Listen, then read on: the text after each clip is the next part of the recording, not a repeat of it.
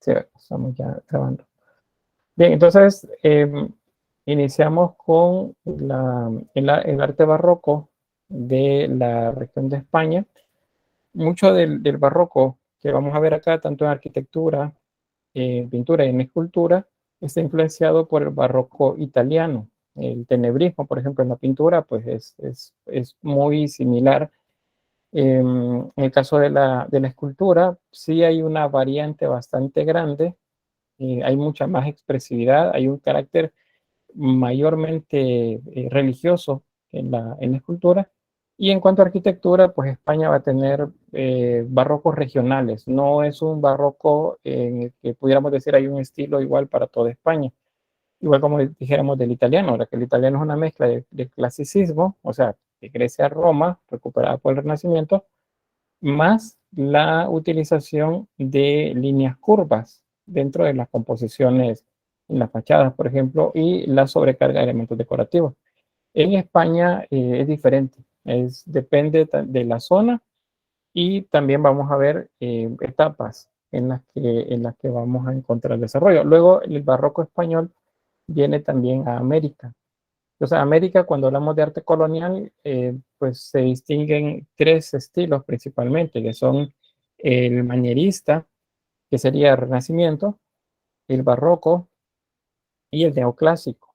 Digamos que el manierismo es cuando llegan los españoles, el barroco es la mayor parte de la colonia, y cuando está finalizando la colonia es el neoclásico que comienza a aparecer. Ya, pero el neoclásico, la mayor parte del desarrollo en América tiene que ver con la época de la República, o sea, posterior a la independencia de España. Lo que se refiere a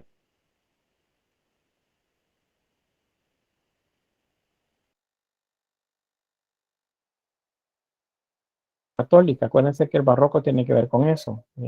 Es una respuesta a las reformas protestantes, la de Calvino, la de Lutero, la de Juan Knox, la de Enrique VIII en Inglaterra, y a las nuevas variantes sí, bueno, variantes el cristianismo. Ese cristianismo protestante en la zona norte y centro de Europa, que en algunos lugares es principalmente la corriente cristiana que rige pues la vida de los reinos, y en otros solamente son pequeños grupos dentro de grupos donde mayoritariamente son católicos.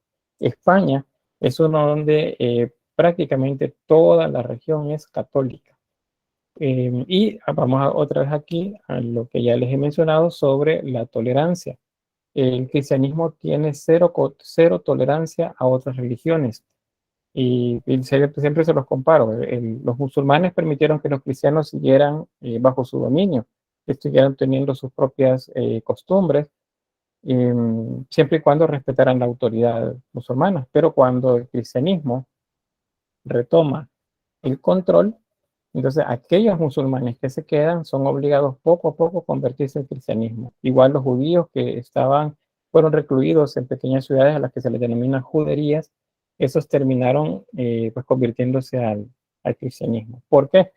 Pues había acá también uno de los elementos eh, que eran los coercitivos, pues para aquellos que se intentaban separar de la línea del catolicismo, que es la Santa Inquisición. Entonces, vamos a encontrar esas variables, aunque en el discurso el cristianismo pues se presente como algo bueno. En la práctica realmente está de manera agresiva tratando de eliminar toda la disidencia que pudiese existir, y con la venia de la nobleza. La nobleza en España es completamente católica. Entonces ellos tienen el apoyo del rey para poder aplicar pues con todo rigor lo que se denomina la Santa Inquisición. No significa que en el resto de Europa, en la Europa protestante, no estuviese existiendo algo similar. Allá en Alemania, por ejemplo, que es uno de los principales bastiones de la iglesia luterana, de la reforma de Lutero, o en Inglaterra, en la reforma de Enrique VIII y de Calvino, pues ahí se persigue principalmente a las mujeres por brujería. Y esa es una de las que también pues está eh, tratando de eliminar más bien el conocimiento ancestral, no tanto la lucha ya contra el cristianismo católico, sino contra las costumbres que tenían los pueblos celtas, por ejemplo, los anglos, los sajones, los galos, eh, los germanos, que tenían todavía costumbres bastante vinculadas a su pasado eh, no católico, no cristiano. Entonces, eso sigue sucediendo. Entonces, vamos a ver eso acá. Ahí les queda el diagrama para que repasen de nuevo. Esto ya lo hemos visto desde el Renacimiento. Y pues acá lo que ya les mencionaba acerca del espacio temporal. Es entre 1600 y 1750, o sea, siglo XVII y siglo XVIII. Eso es la época en el que se data el periodo barroco en España. Hay relación con otros países, con otras regiones o países, sí, con Francia y con Italia principalmente. En el caso del rey francés, por lo del llamado absolutismo monárquico, que eso lo vamos a ver directamente con el barroco francés. El monarca es el absoluto dueño de todo. Es el triunfo de esta época también de la monarquía, igual que del papado en los países eh, donde el cristianismo católico es el que domina, el que fue alguna vez el Sacro Imperio Romano. Entonces, eso va a suceder acá. Eh, Hay conflictos también entre las naciones y España pues tiene conflictos con Francia, con Suecia y con otros países principalmente protestantes. Por acá. Ahí, bueno, la manera como está compuesta la sociedad. Tenemos la nobleza, siempre privilegiada. El rey es el que principalmente controla todo. Acuérdense que los reyes de España son también reyes en América. Y bueno, vamos a ver ahí el caso de Carlos V, que también es rey del que fuera el Sacro Imperio Romano Germánico. Entonces, es casi la misma cultura. Por eso es que en esta época, más que en la Edad Media, hay mayor control, o más bien, tal vez no más que en la Edad Media, sino igual que en la Edad Media, hay bastante control del cristianismo en la región. Entonces, vamos a ver por acá. Eso es lo que ya les explicaba acerca de la no tolerancia a otras corrientes religiosas, en este caso los moriscos, que son los que se quedaron bajo dominio cristiano luego de la expulsión de los musulmanes. Y estos son los que luego van a desarrollar el arte también que se llama mudéjar, si recuerdan, ¿verdad? El mudéjar, luego el mudéjar pasa a ser parte del arte desarrollado del Renacimiento, pero va a ser base para lo que luego vamos a ver también en el barroco en algunas regiones. Y bueno, eso también es parte de la explicación. Como les decía, voy a saltarme la parte del texto. Ahí les va a quedar para que lo revisen luego en el documento que descarguen. Pero pues ahí están algunos de los datos. Esto es lo que ya les mencionaba de la Santa Inquisición. Este fraile, Tomás de Torquemada, es uno de los principales inquisidores de lo que se tiene como noticia pues, en esta época. Y de hecho es el que más tiene registradas muertes bajo su mano, o sea, el que obligaba, no obligaba, no buscaba aquellos que fueran disidentes o gente que a lo mejor tenía algún problema con alguien de la monarquía y se le acusaba de cualquier cosa y lo condenaban por herejía. Un caso, por ejemplo, eh, si alguien no quería comer cerdo, eh, estaba en un banquete y la comida principal es cerdo, y si alguien no quería comer, entonces fácilmente lo podían acusar de ser un judío y por ser judío, entonces lo apresaban y lo metían preso. Y aunque la persona dijera, no, que yo no soy judío, simplemente no quiero comer, no me gusta, lo sometían a horas y horas de tortura hasta que aceptaba de que sí era judío. Y entonces, pues, le aplicaban el castigo según convendría, que es lo que le llaman los tormentos de la Santa Inquisición. Si la Santa Inquisición atrapaba a alguien, pues difícilmente lo podrían salvar. Era casi que imposible que alguien sobreviviera a la acusación de la Santa Inquisición. Eso, les repito, en los países cristianos o bajo dominio cristiano, tanto católico como protestante. En los dos sucede igual, aunque pareciera que es más en el catolicismo. ¿Cuál es la diferencia entre ser judío y católico? ¿Por qué lo odio que se tenía? Bueno, el judaísmo es una de las religiones, eh, son, como se dicen, monoteístas. Es una religión abrámica, es decir, que es el mismo Dios para los judíos, para los cristianos católicos, para los cristianos ortodoxos, cristianos protestantes y los musulmanes, es el mismo Dios. O sea, es una de esas religiones judaicas, pero no judaica, abrámicas. Pero el judaísmo es, es la cultura y la religión de la cual se desprende el cristianismo. Entonces ellos desde el principio tuvieron como diferencias. El Dios es el mismo, Yahvé, Jehová es el mismo, igual que los musulmanes, Alá es el mismo Dios, pero los rituales son diferentes, los ritos son diferentes. Y en el caso del cristianismo, pues la historia es nueva a partir de la venida de Cristo, según sus propias creencias. Y según el judaísmo, no. Cristo pues no tiene mayor relevancia para ellos, salvo quizá como algún personaje pues profético, mesiánico, pero no es el Mesías que ellos esperaban. Entonces son dos religiones diferentes. El judaísmo en general ha sido perseguido desde que pues, aparece en los registros históricos, desde la época mesopotámica. Los persiguieron los babilónicos, los persas.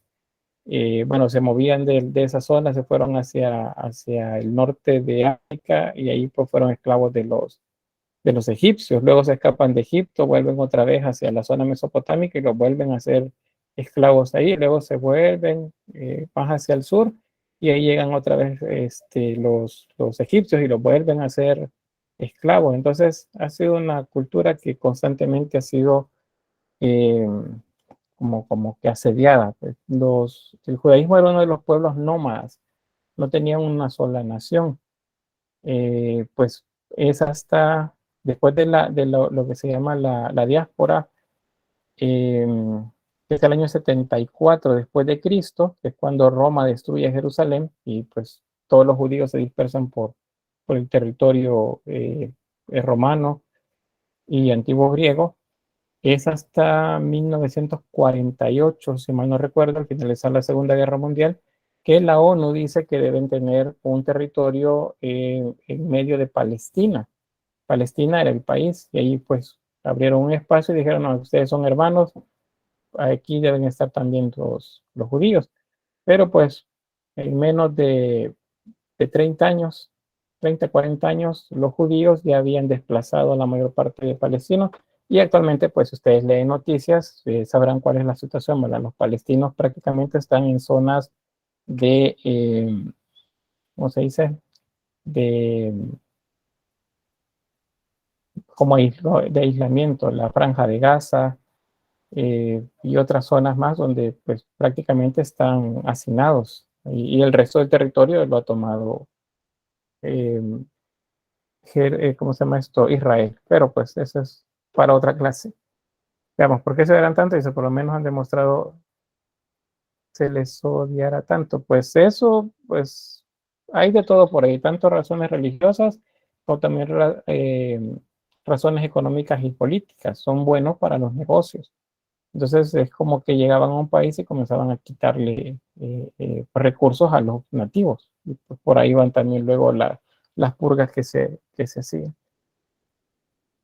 José no dice, de ellos que está hablando y son el pueblo escogido de Dios, dice el Antiguo Testamento. Pues eso es lo que dice, se dicen de sí mismos y es lo que dice todo el cristianismo, ¿no?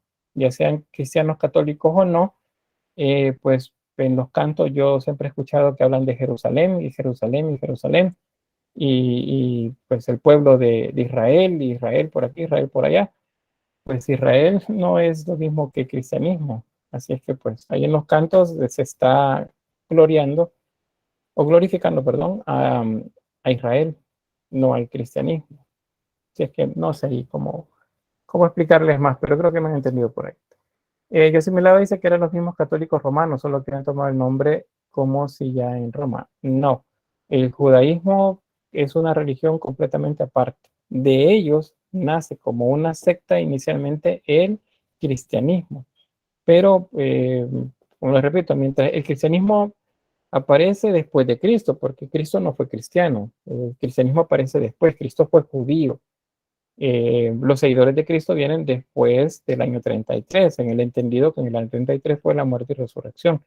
Ahora, el año 74 es cuando aparece Roma y cansado de tantas revueltas en la región de Judea, pues van y destruyen la capital, que es Jerusalén. Entonces, todos los judíos salen huyendo y se dispersan por todo el mundo romano. Ahí es donde aparecen judíos pues por todas partes. La religión sigue existiendo, pero el cristianismo buscó lo más posible alejarse de ellos y acercarse más bien hacia la cultura romana. Por eso es que si ustedes leen en el Nuevo Testamento el papel de este personaje, Poncio Pilato, quiero ver, sí, Poncio Pilato, eh, él le dice eh, qué quieren que haga con él. Entonces los judíos, según lo que dice el texto que fue escrito por cristianos católicos, dice, crucifíquenle. Entonces él dice que él no va a manchar sus manos con un inocente y luego se lava las manos. Entonces los judíos dicen que caiga sobre nosotros la sangre. Entonces la culpa la asumen los judíos. Y ahí el cristianismo católico marca una distancia del judaísmo y un acercamiento hacia Roma, porque en ese papel, en ese momento, aparece, Roma no lo quería matar en la figura de Poncio Pilatos. Y los judíos sí decían que lo crucifique, que lo mate y que caiga sobre ellos su sangre. O sea, ahí quedó ya escrito justamente el papel de distancia que toman los cristianos con respecto al judaísmo. Y eso se mantiene a la fecha. Aunque en los cantos, todos los cantos hacen referencia a Israel y a Jerusalén. Pero eso pues vamos a ver cuando pues sea realmente el, la venida de Cristo, vamos a ver cómo es que se soluciona eso. Bien. Bueno, está bien, Faustino.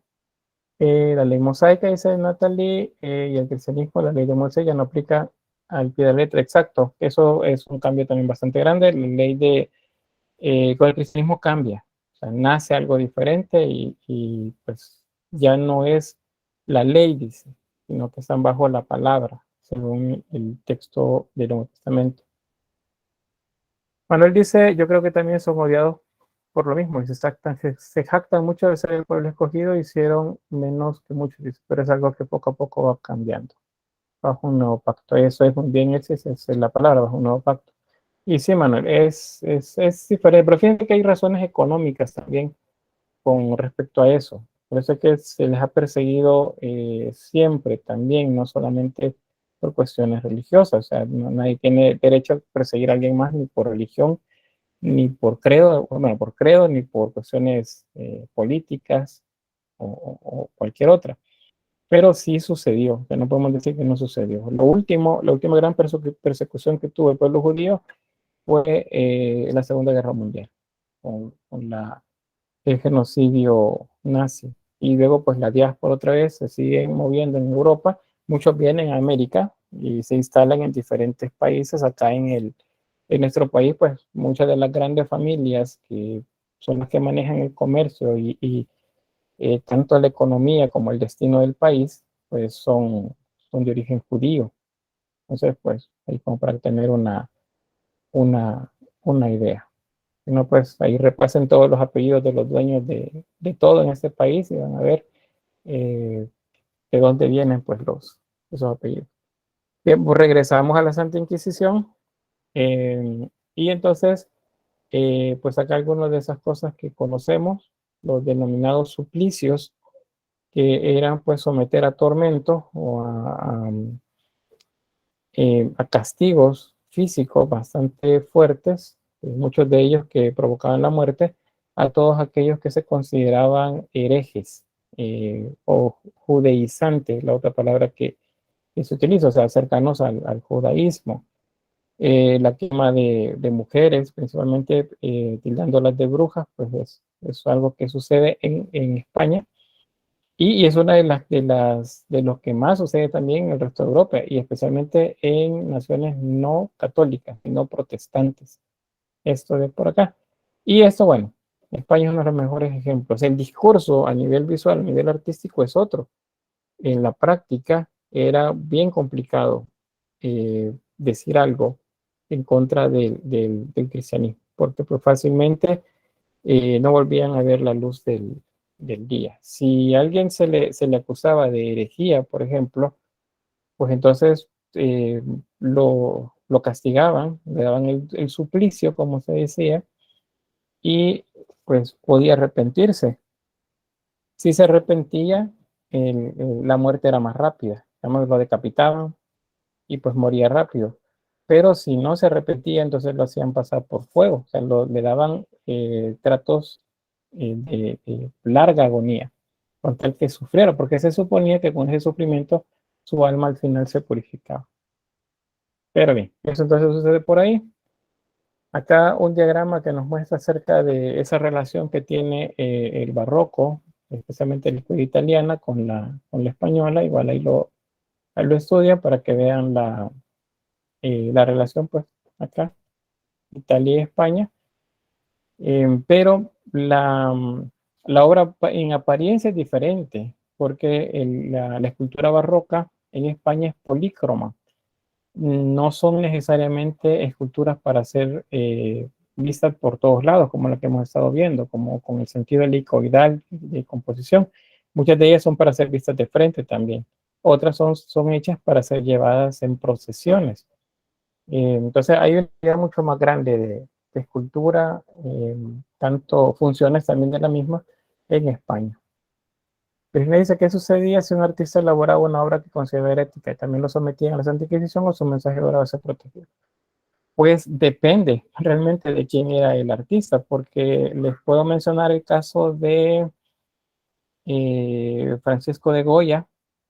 Goya hizo mucha crítica hacia la Santa Inquisición. Hay una serie de grabados que él hizo que se denominan caprichos, en los que hace crítica. Vamos a ver algunos cuando veamos a Goya como pintor. Hizo mucha crítica y, y no le pasó nada. Y bueno, ¿por qué no le pasó nada? Resulta que Goya era el pintor de la corte, era el pintor del rey. Y el rey entonces tenía, acuérdense que es una época del absolutismo monárquico. O sea, el monarca es el que manda. La iglesia, es cierto, está ahí y tiene control de mucho, pero ese control mayormente aplica a la gente no privilegiada. En cuanto hablamos de la estructura de casas de la sociedad, o sea, el pueblo lo tomaba, ustedes, yo, hacíamos una pintura burlándonos o haciendo crítica a la Santa Inquisición y seguramente, pues, luego de, ¿cómo se llama? De someternos a suplicio, seguramente lo aceptamos que realmente hicimos algo que no hicimos, con tal que ya no nos sigan maltratando. Entonces la muerte va a venir, ya sea rápido o lento, dependiendo de cómo nos hayan encontrado. Pero siendo que se tiene la venia del rey, es decir, la protección del rey, entonces no les iba a pasar nada. Simplemente iba a ser un llamado de atención, seguramente, pero no iba a pasar a más. Eso es lo que sucedía. Bien, vamos en cuanto a la arquitectura, pues ya les he mencionado, la arquitectura barroca también va a ser regional. No vamos a hablar de un solo estilo. Esto tiene que ver también con el antecedente del desarrollo diferente que tuvo España al resto de Europa desde la época románica, por la incursión del arte musulmán en su territorio. Bueno, de hecho, desde la época mozárabe, que sería prerrománico, desde ahí, España siempre va a ser diferente. Entonces, Por eso decimos que es un estilo regionalista, que funciona solamente en algunos lugares. La mayor parte de la estructura de las iglesias, por ejemplo, se va a mantener como lo ha hecho desde el románico, o sea, románico, gótico, renacimiento. Las basílicas o las catedrales son de forma crucífera, o sea, son de cruz inscrita y pues basilical, con 3 a 5 naves diferentes, con absidiolos en algunos casos, con cúpula en el transepto, eh, con un altar bastante grande y con retablos también en la parte interna. O sea, eso va a ser como general en todas. Pero las decoraciones van a cambiar, las fachadas van a cambiar dependiendo de, de ese regionalismo.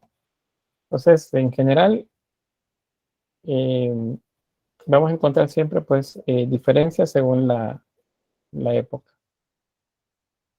Bien, aquí algunos datos así punteados, eso se los hice de esta manera para que lo tuvieran por ahí, eh, porque no me voy a tener tanto acá, solamente les remarco esto, que el primer barroco es bastante similar al Renacimiento, es decir, que las formas son bastante geométricas de los edificios y especialmente los edificios van a ser mayormente horizontales, o sea, no son muy altos, sino que mayormente horizontales con torres en los extremos.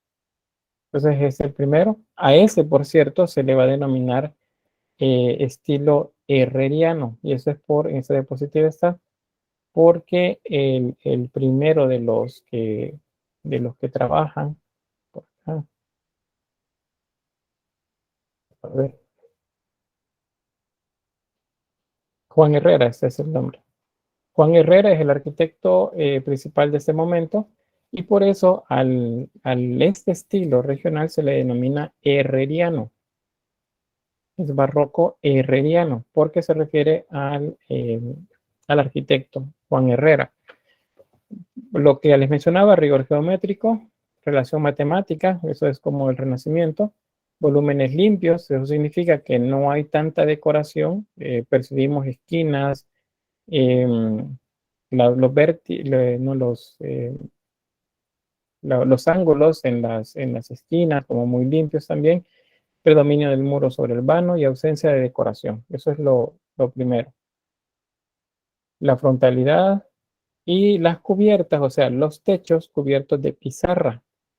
Eso es, no es teja, sino que es pizarra. Entonces, este es un buen ejemplo del estilo barroco herreriano. ¿Okay? Nada que ver con lo que ya veíamos en Italia, que era el edificio como muy renacentista con elementos de curvas o de volutas. En ese caso, no. Es bastante horizontal, ¿ya? Muy simétrico y pues como parte de la norma del estilo, en las esquinas hay torres, un pórtico. El pórtico vean que es bastante renacentista, tiene columnas dóricas en este caso y un pequeño ático acá con un frontón.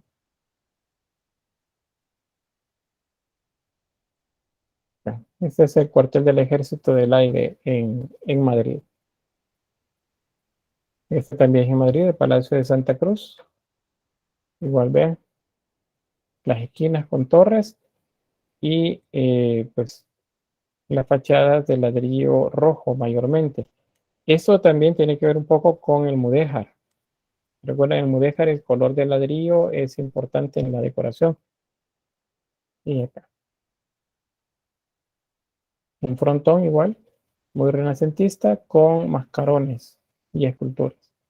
Que mascarones también. Los emblemas heráldicos, que serían entonces escudos de la familia del rey, siempre van a estar presentes en los edificios públicos, porque se consideran propiedad pues, de la monarquía. El segundo periodo, a ese se le denomina barroco pleno, y acá sí vamos a encontrar elementos más cercanos al barroco que conocemos de Italia. Y Mayormente Italia. Francia, el de Francia es un poco similar al herreriano, es un poco carente de decoraciones, al menos en el exterior. En la parte interna sí es completamente llena de decoración, pero en la parte externa es más limpio. Entonces, el barroco pleno como tal, este sí tiene una ornamentación recargada y se eliminan los elementos herrerianos, o sea, esa idea de la horizontalidad que Juan Herrera le ponía a sus edificios, pues desaparece. Los edificios se tienden a elevar más, se vuelven más verticales.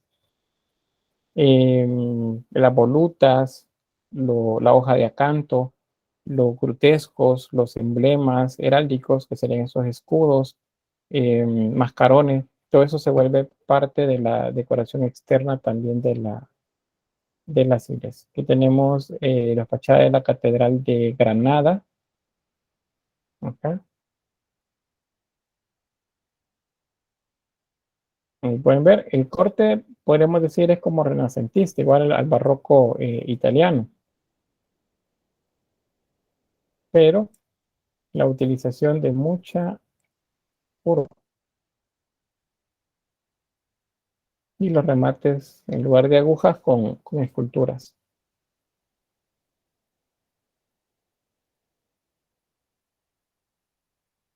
Okay. A esto sí le podemos llamar barroco pleno. Tenemos lo que les mencionaba de los mascarones y los emblemas heráldicos. Cuando digamos heráldicos o heráldica, se refiere a escudos.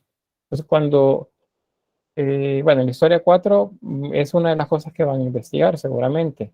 Esa investigación es los elementos decorativos arquitectónicos. Entonces, muchos de estos son emblemas.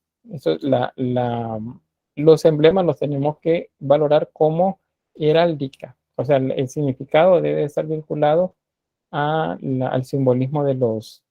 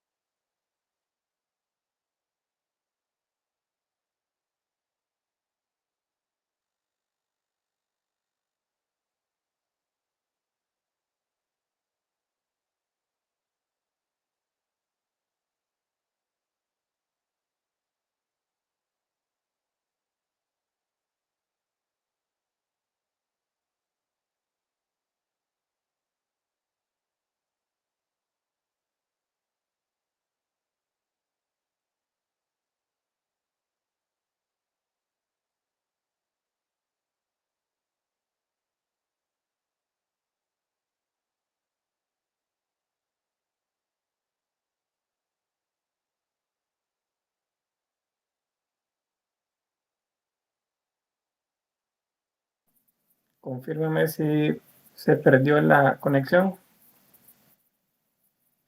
Sí, pero ya se escucha. Sí, ya se escucha.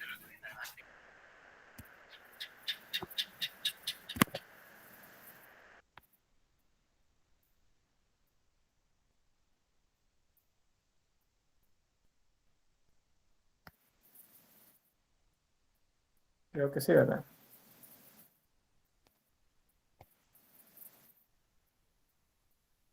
Bien, voy a ver si logro restablecer la conexión en donde les estoy compartiendo la presentación.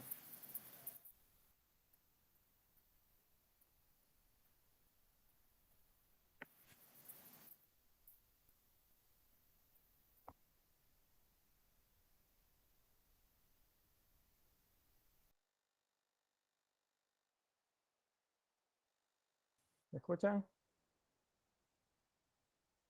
Sí, licenciado, se le escucha. Muy bien, fíjense que es el problema que les comentaba que me está dando el navegador Chrome, pero pues por acá estoy de nuevo.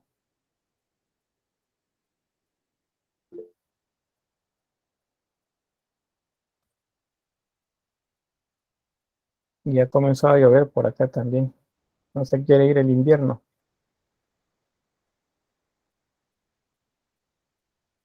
Bien, ¿le alcanzaron a escuchar algo sobre esto? ¿Churrigueresco? ¿No? Noli.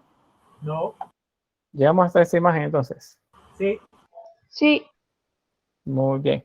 Entonces les decía que, bueno, porque me quedé hablando solo, ya sé que vi en el otro dispositivo que me comenzaron a decir que me había pasado a mí.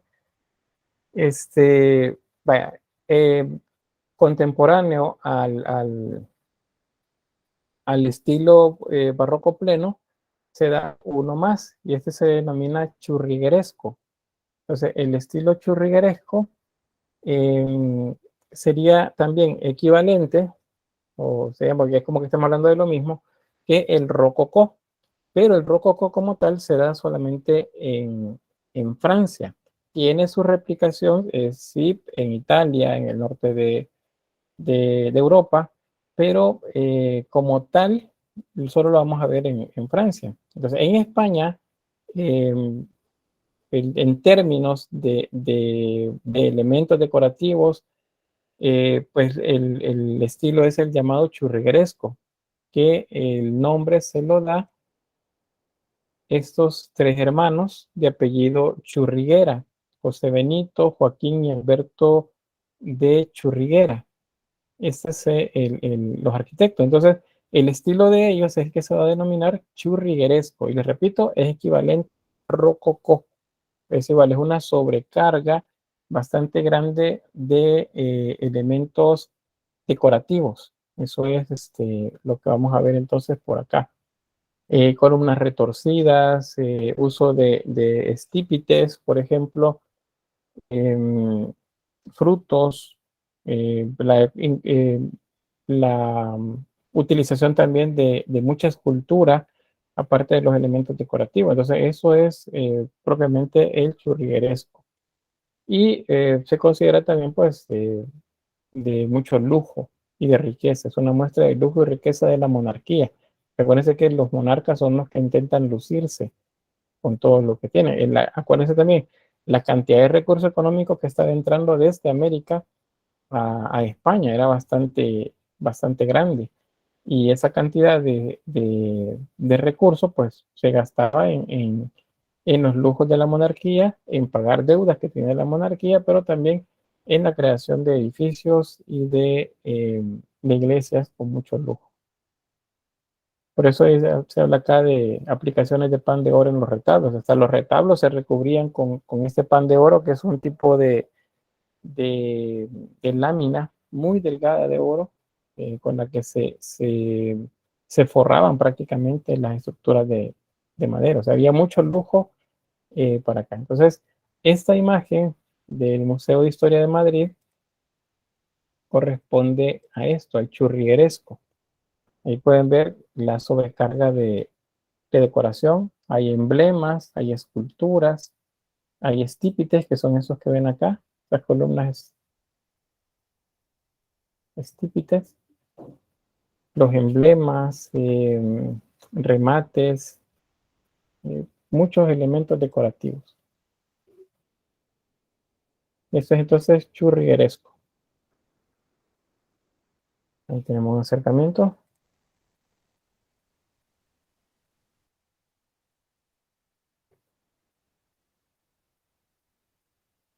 Es mucha decoración, tanto eh, fitomórfica como antropomórfica, por el caso de los querubines, ángeles, y bueno, de todos por ahí. Este es otro estilo también, es el denominado borbónico, y es como complementario al churrigueresco. Los Borbones son una dinastía monárquica, ¿verdad? Que viene desde Francia. Entonces, gobernaron también España. Digo, familiares, digo, gobernaron España. Entonces, a eso se le denomina de estilo borbónico y se considera de origen francés ese estilo. Entonces, principalmente son influencias italianas y francesas, pues las que vamos a encontrar en cornisas, ornamentación alrededor de los vanos y remates de las puertas, por ejemplo. La presencia de cubiertas de pizarra, o sea, los techos no son de teja de barro, sino de pizarra. Y con mucho digo, o sea, poco recargamiento comparado con el estilo churrigueresco. Entonces aquí tenemos el Palacio de la Plaza Oriente de Madrid. Este sería el estilo borbónico. Luego, el que les voy a mostrar del Palacio francés, van a ver que hay mucha similitud con este. Por eso se considera que es afrancesado el estilo borbónico.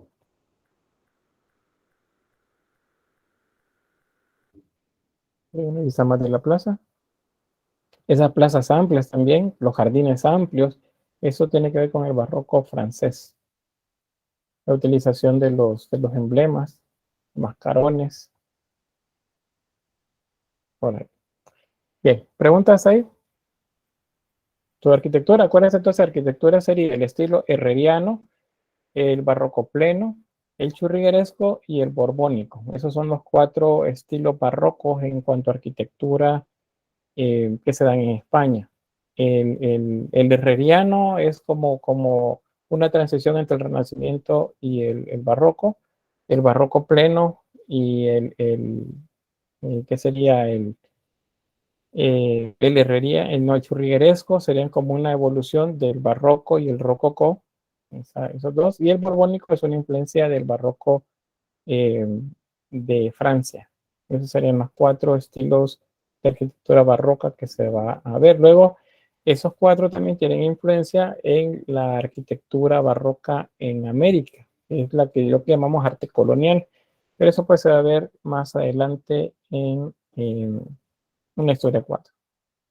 Está menos ornamentado que el churrigueresco, este barroco borbónico, o al menos me impresiona. Es menos, pero les decía, es más afrancesado, pero hablando del barroco, no del rococó. El churrigueresco es equivalente al rococó, no al barroco francés como tal. Entonces eso es más similar. En el caso del barroco francés, los exteriores de los edificios son bastante sobrios siempre, con excepción de las entradas principales, de los pórticos o de los emblemas, por ejemplo, que se colocan normalmente en la zona central de los edificios. Ahí se concentra en más decoración, el resto es bastante sobre.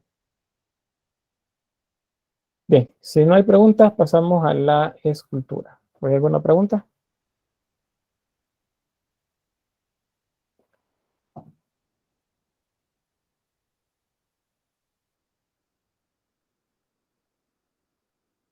No, me voy a comprobar si todavía estoy por ahí. Díganme sí, porque si no, de repente ya me fui de la transmisión y no me he dado cuenta. Todo claro por el Todo bien. momento. Bueno, gracias. Bueno, nos vemos entonces. Bien, entonces en cuanto a la escultura, aquí sí hay un poco más de uniformidad, por así decirlo, en la escultura, pero siempre vamos a hablar de regionalismos. Hay las denominadas escuelas que se desarrollan, que tienen ciertas características que lo hacen diferente, pero en general, digamos, la escultura barroca española podemos decir que tuvo un desarrollo muy similar, es principalmente religiosa, es polícroma, y tiene pues diferentes funciones según el tipo de necesidad que se tenía para la cuestión de la propaganda de la contrarreforma. Recuérdense que, creo que se los había mencionado ya, cuando la reforma protestante aparece y separa el cristianismo del lado occidental de Europa en 2 grandes vertientes, estas 2 vertientes tienen como el reto de seguir multiplicando su línea de pensamiento. Entonces, la cristiana protestante tiene un problema mayor que el de la cristiana católica, y ese problema tiene que ver con la alfabetidad.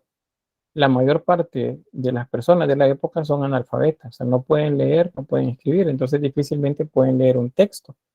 Para el cristianismo protestante, pues no deben existir las imágenes, pero el cristianismo católico enseña religión a través de las imágenes. Entonces, ese es un pero, eso es uno de los problemas que presenta el cristianismo no católico en esa primera etapa. No significa que, no, que fue impedimento para expandirse, porque sí lo lograron hacer. Pero el cristianismo católico tiene esa particularidad de utilizar muchas imágenes. Entonces, estas imágenes de las que estoy hablando de la escultura están hechas para educar, son didácticas, uno de sus usos. Lo otro es lo que tiene que ver con la parte de la tradición, ¿verdad? Eh, el, ¿cómo se llama esto? La veneración que se da también a ellas, pero pues principalmente son para educar. Lo mismo va a ser por el caso de la pintura.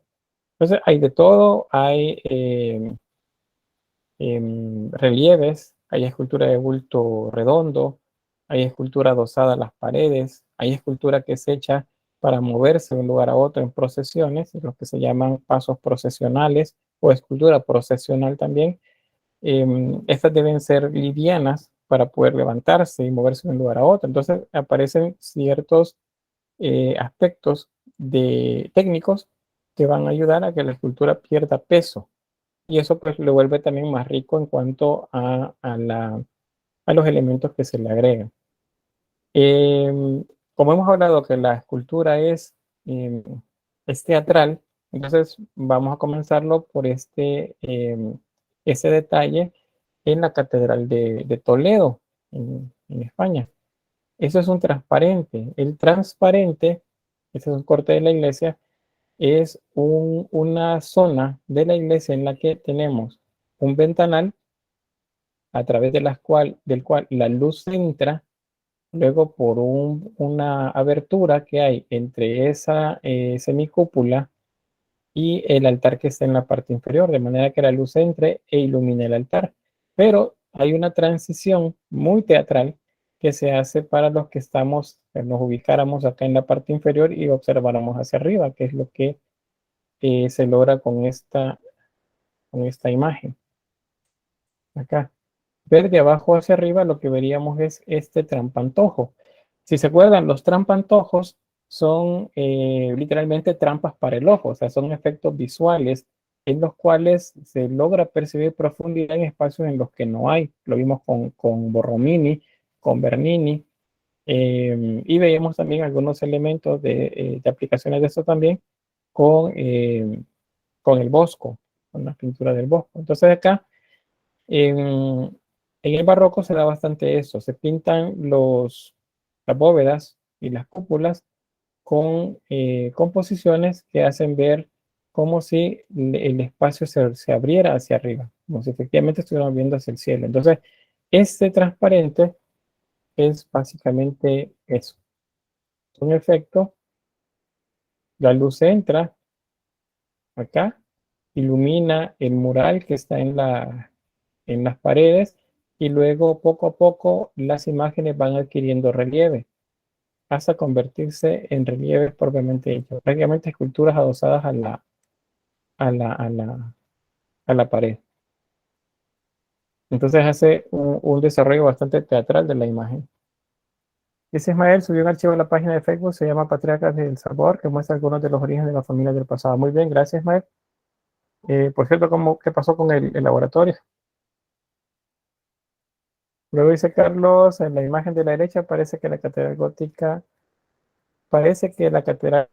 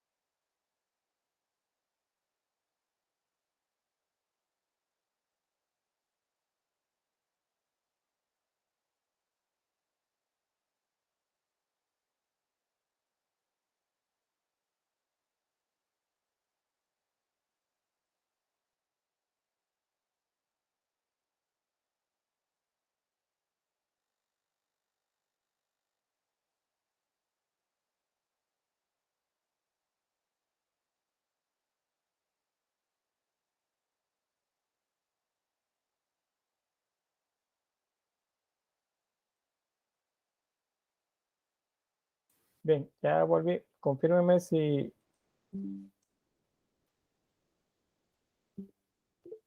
¿Sí? Muy bien, gracias. Dile.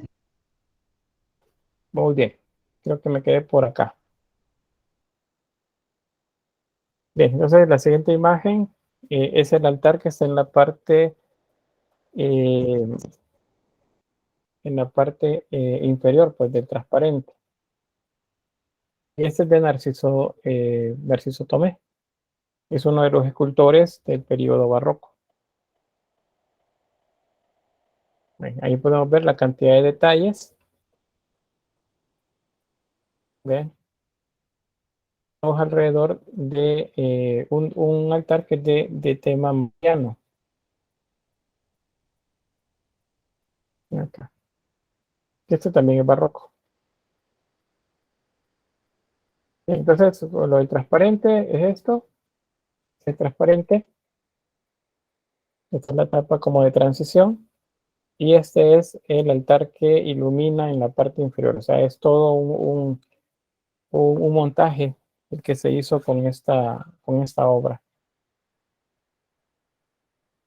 Luego, pues pasamos a esto. Ya en la mayor parte de la escultura que se desarrolla en España, pues tiene que ver con el uso de escultura en madera policromada. A eso se le llaman imagen. Y acá tenemos que tomar en cuenta algo. Cuando, cuando hablamos de ese tipo de esculturas, en el caso de quienes son católicos, normalmente se les denomina santos o santas. Es que es el santo, es que es la santa, es que es la virgen. Pues eso, a nivel técnico, nosotros, como pues nos estamos formando en el área de las artes, debemos de eliminarlo. Esas imágenes, esas formas, esas figuras se les denomina imágenes. Ese es el término que debemos de utilizar, porque el arte que se utiliza para hacer esta escultura se llama imaginería. Entonces, no vamos a decir los santos que están en la iglesia, no, podemos decir las imágenes que están en la iglesia. Estas imágenes tienen ciertas características y tienen ciertos procedimientos también para poder elaborarse.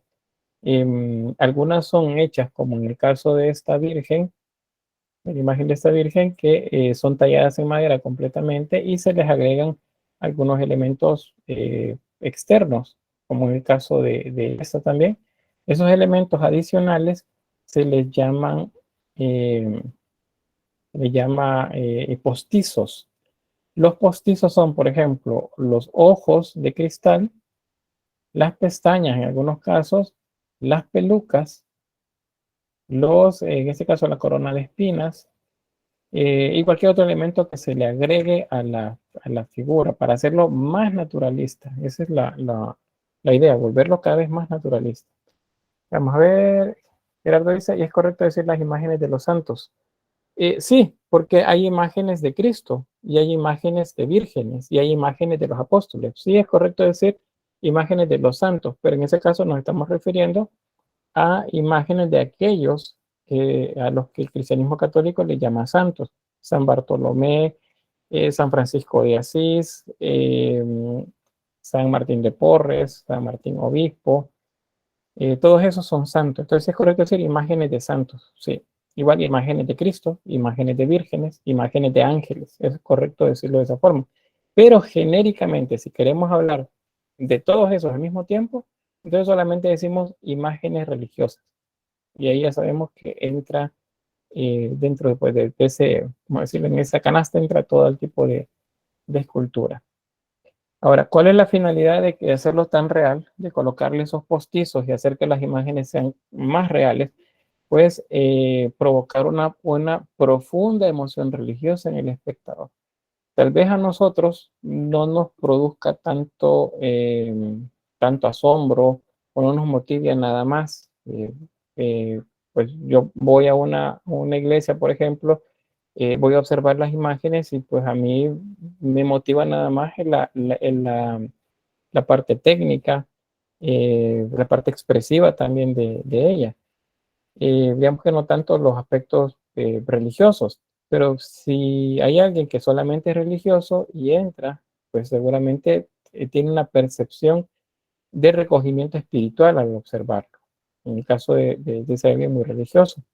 Dentro del cristianismo católico, digo esto, el cristianismo no católico no. De hecho, pues es común escuchar insultos, escuchar muchos aspectos fuera de orden cuando se refieren a esto. En el caso de ustedes que están estudiando artes, si hay quienes no son católicos, pues eso debe quedar afuera, porque la escultura religiosa es muy importante en el desarrollo de la historia del arte.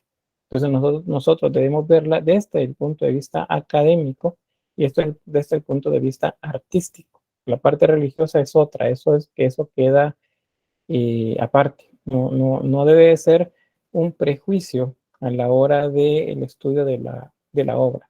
Conmigo no van a hacer tanto, no vamos a hacer estudios específicos acerca de obras, pero cuando vayan a la historia 4, sí, ya sea que sea a través de un viaje de campo, un viaje a un museo, o trabajo escrito o trabajo digital, virtual, van a tener acercamientos a obras de arte religioso y deben ser estudiadas desde ese punto de vista, como obras de arte religioso.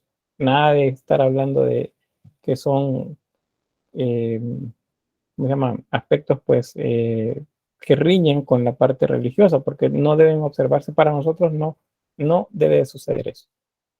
Bien, Néstor dice expresar emociones, y eso es correcto. La idea es que expresen emociones y de esa manera influyan en el espectador, generándole una profunda emoción religiosa. Esa es la idea. Lo otro es educar, acuérdense. Las esculturas son elementos didácticos, las imágenes son elementos didácticos, o sea, sirven para educar, para enseñar. Ahora vamos a ver cómo se hacen. Creo que nos alcanza el tiempo para esto.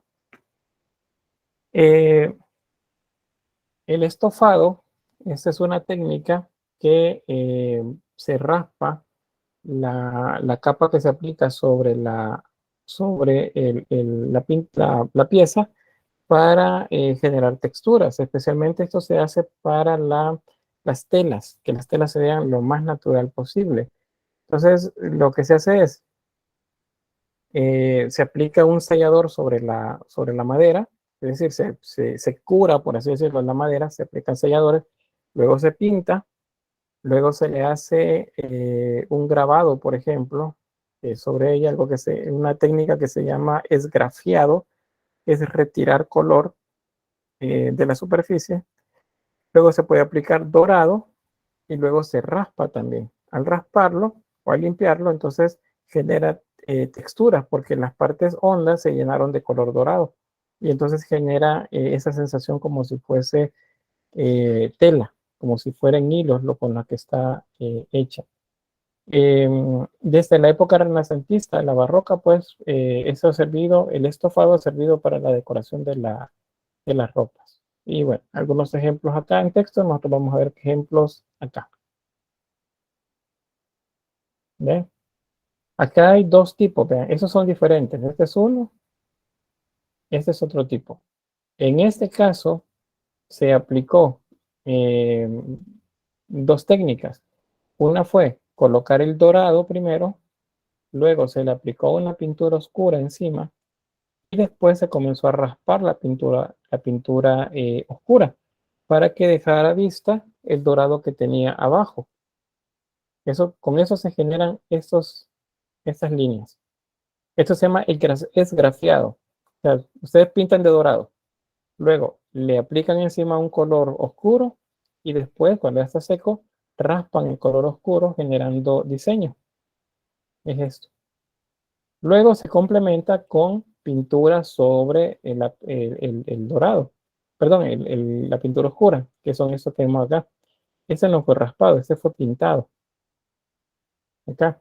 Y esta es pintar bueno, se hace el sellado, luego se pinta completamente de oscuro y luego sobre el color oscuro se aplican decoración dorada, que es esto. Entonces, si se fijan, la textura se ve diferente. Son dos texturas diferentes, o sea, son dos efectos diferentes que se logran solamente alternando de manera diferente las capas de pintura. En esta es primero el dorado y después la capa oscura y luego se raspa. O sea, hay 3 procedimientos: dorado, pintura oscura, esgrafiado. Y acá es pintura oscura, pintura dorada. Solo se pinta, no hay esgrafiado acá en esto. Y pueden ver que el artista acá debe de tener tanto conocimiento de escultura como también conocimiento de pintura. En los talleres en los que eso se trabaja, pues hay pintores y hay escultores. Y hay quienes hacen escultura y hacen también el trabajo del estofado para que la pieza se vea pues de esta forma. Luego tenemos el encarnado. En este es para que la pieza tenga el color de la carne, como decimos, del músculo, de la piel. Y entonces, principalmente esto sirve para el rostro, el cuello y las manos, en algunos casos pies también. El resto del cuerpo no, a no ser que sea una imagen de un santo. Vean que lo dije bien, la imagen de un santo. No dije un santo directamente, ¿no? La imagen de un santo que esté desnudo. Por ejemplo, San Sebastián. A San Sebastián lo desnudaron, eh, bueno, casi completamente desnudo en las imágenes. Luego lo amarraron a un tronco y luego le dispararon muchas flechas. Entonces, ese es el martirio de San Sebastián. Entonces, está desnudo. En ese caso, sí, la mayor parte del cuerpo pues lleva ese tipo de pintura. También los cristos crucificados, los cristos yacentes, que son los que están acostados, que son los cristos muertos, y algunos también de los cristos resucitados. Ahí sí el cuerpo completo se pinta. Pero para la mayoría son rostros, cuello, manos, pie, quizás. Entonces, ¿qué es lo que se hace? Igual, se prepara la madera, se limpia, se aplica un sellador, se aplica luego las capas de pintura y luego se va, digamos, como maquillando de manera que se vea lo más natural posible. En el proceso de construcción de la figura pasen, por ejemplo, el rostro y luego el rostro, una vez está terminado, lo cortan en la parte lateral. Es como si sacan solo la máscara de la cara. Y luego esa máscara la huecan y dentro ponen los ojos de vidrio. Y luego ponen la máscara otra vez, sellan y pintan de nuevo. Entonces luego el ojo parece como si efectivamente es un ojo natural, no un ojo postizo. Entonces acá tenemos un procedimiento. Esta es una imagen más contemporánea de un taller en España que trabaja en imaginería. Ahí pueden ver la pieza, una vez está tallada, se resanan todas las zonas en las que puede tener algún tipo de daño con masilla o con cualquier otro material compatible. Luego se aplica el sellado, es lo que ven acá, se sella la madera, se alisa de nuevo y luego se pinta. Es lo que tenemos acá. Ahí pueden ver esto, son lágrimas. Esas lágrimas son postizas también, o sea, son lágrimas de cristal que se pegan sobre la superficie. En este caso, el ojo no es un postizo, sino que el ojo fue pintado en el lugar, que es otra posibilidad también que da. Mientras más natural se vea, pues mucho mejor. A estas esculturas, si se fijan, solamente es el busto. Pero acá, aunque no se note completamente, pero acá tiene ya el ensamble.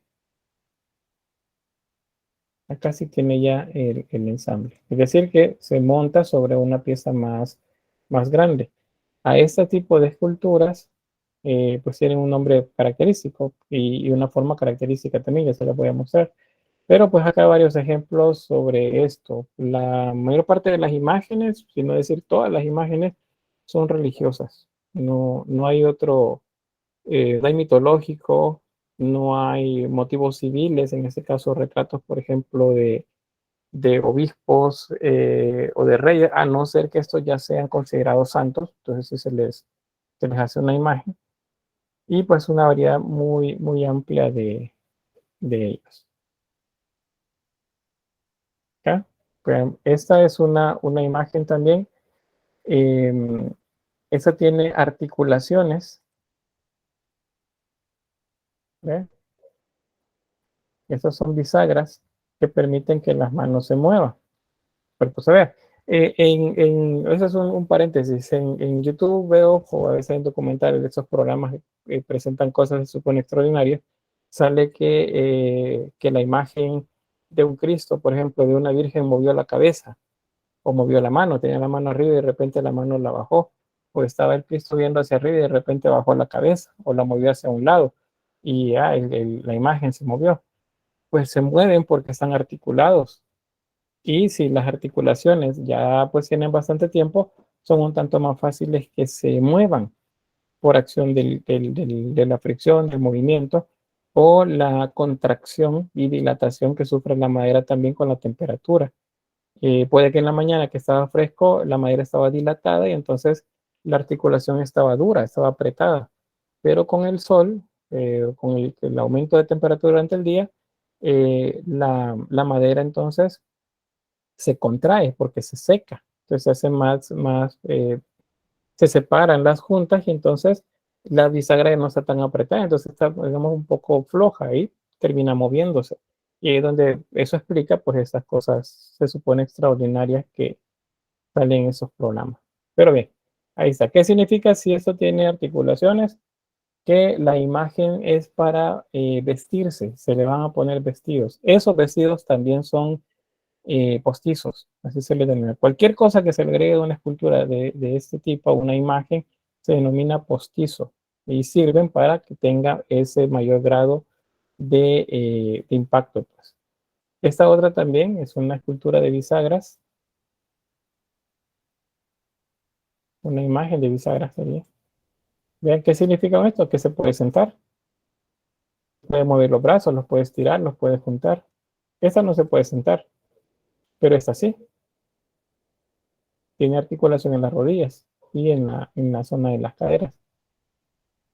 Y vean, solo las manos, el cuello y la cabeza tienen el denominado encarnado. Bueno, los pies también acá, que es para que se vea como si fuese carne. Esta también es una escultura de ese tipo, solo que a esta se le denomina escultura de bastidor, es igual a esta de acá. En general las tres son de bastidor, pero esta es la que más comúnmente llamamos bastidor. Esta.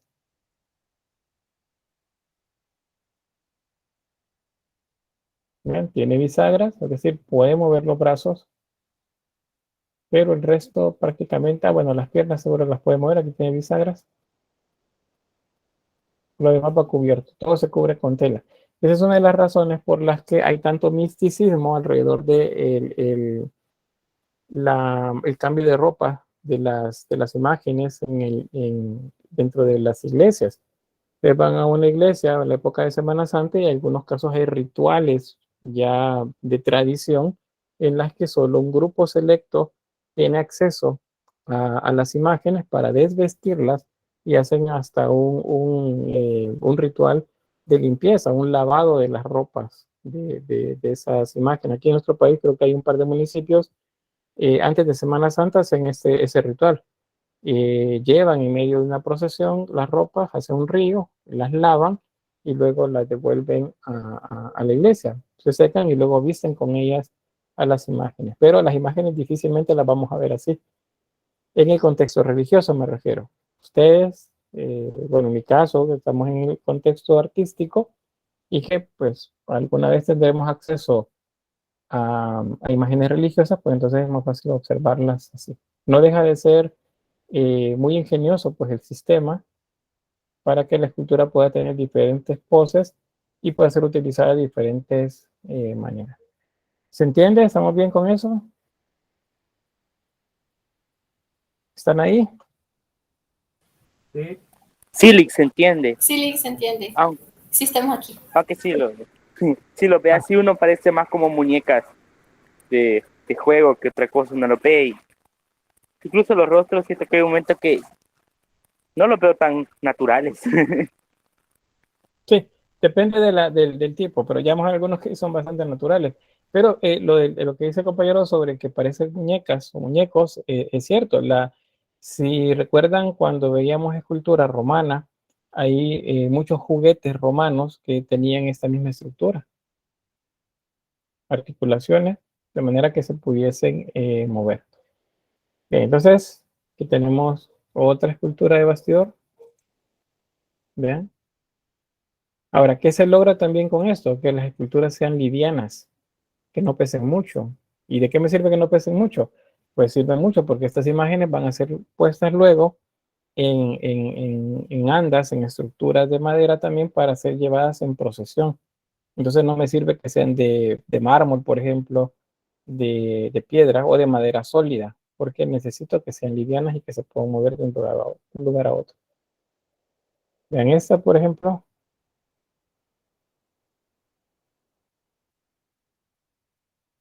¿Ven?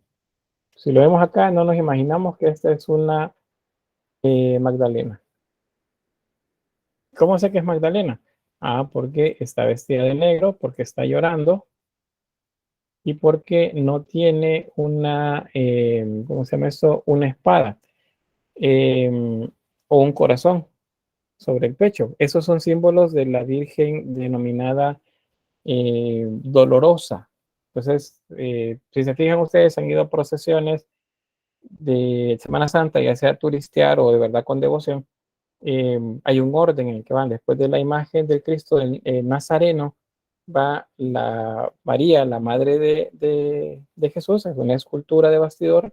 Luego sigue eh, Juan el Bautista y María de Magdalena. En otros casos ponen María la madre de Jesús, luego María de Magdalo y por último a San Juan el Evangelista. Esas son las tres que van. Entonces, se pueden diferenciar a partir de los elementos simbólicos que tienen una con otra. Digamos, Nicole dice, dan cierto miedo verlas desarmadas. Bueno, sí. Imagínense ver en las iglesias. De hecho, fíjense que uno en los altares las ve diferente, pero yo he ido varias veces, o he estado más bien frente a esculturas como estas, ya sea por cuestiones de observación casualidad, que he encontrado esculturas de estas embodegadas en las iglesias siempre. Y pues ahí prácticamente están tiradas. No parecieran las imágenes a las que le presentan o las que presentan a la gente de manera así tan pomposa luego en las procesiones. Ver eso en una sala de noche, dice Manuel, pero hay toda una cultura alrededor de estas imágenes, fíjense, sobre las imágenes religiosas. Bien, voy a quedarme acá con la grabación.